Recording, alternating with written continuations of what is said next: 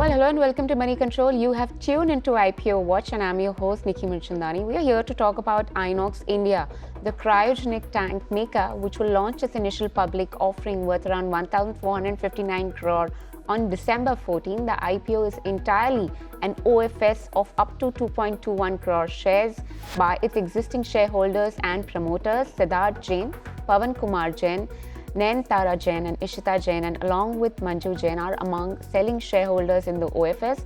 Hence, the entire issue proceeds, excluding IPO expenses, will go to the selling shareholders, while the company will not get any money from the issue. While the desire to gain visibility in the export market as it gains market share in the global economy in cryogenics has led to company go public, according to the promoter. It remains to be noted that the selling shareholders will be getting multifold returns to its investments with this initial public offering. Post the stake sale, promoter group holding will come down to mandated 75% from 99.3% earlier. Well, back in October 5, 2021, Siddharth Jain, who is the promoter, acquired in shares at a price of 100. And Manju Jain, the member of the promoter of the and the promoter group, acquired in, of course, few shares at 30 rupees in March 17, 2022, as per the red herring prospectus, right?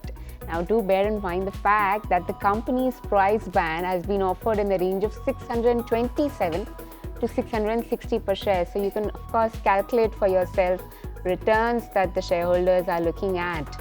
Well, talk about the timelines. Inox CVA, as I mentioned earlier, it opens up for subscription on December 14th, closes on December 18th, and the tentative listing date for the issue will be December 21st, 2023. Talk about the reservations. 50% of the net issue would be allocated to the qualified institutional buyers, 35% will be allocated to retail, and nearly 15% will be reserved for high net worth individuals. Investors can bid in for a minimum of 22 shares, which is one lot size for the retail category, aggregating to a minimum amount of 14,520 per share. But let's get you a little more details about what does the company do. Background. Well, Inox India is the largest supplier of cryogenic equipment in India by revenue in fiscal 2023. Cryogenic is nothing but cold temperature products which are used for industrial products, essentially the Gujarat-based company that caters to diverse industries such as industrial gas, LNG, green hydrogen, energy and steel, amongst other things. Essentially, the business of the company has three divisions, that is the industrial gases, LNG and the cryoscientific, that's the third division. Inox India, also bear in mind the fact, is the first Indian company to manufacture a trailer-mounted hydrogen transport tank, which was designed jointly with Indian Space Research Organization, ISRO.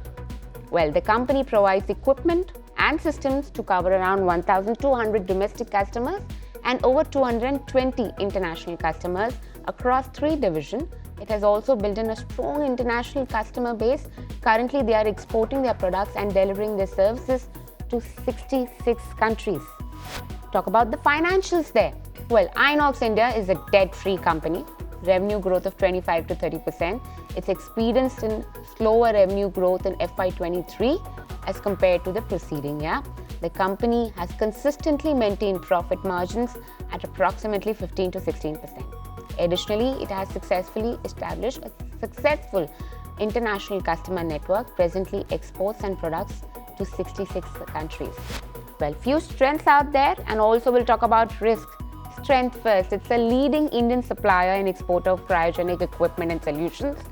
Second, it's also the Indian supplier and exporter of cryogenic equipments and solution. It's got no listed entity within the space, and of course also gets the first mover advantage. It's got experienced promoter, management team and skilled workforce, diversified domestic and international customer base across industry sector, strong product development and engineering focus, and also financial performance which is supporting the growth story of the company.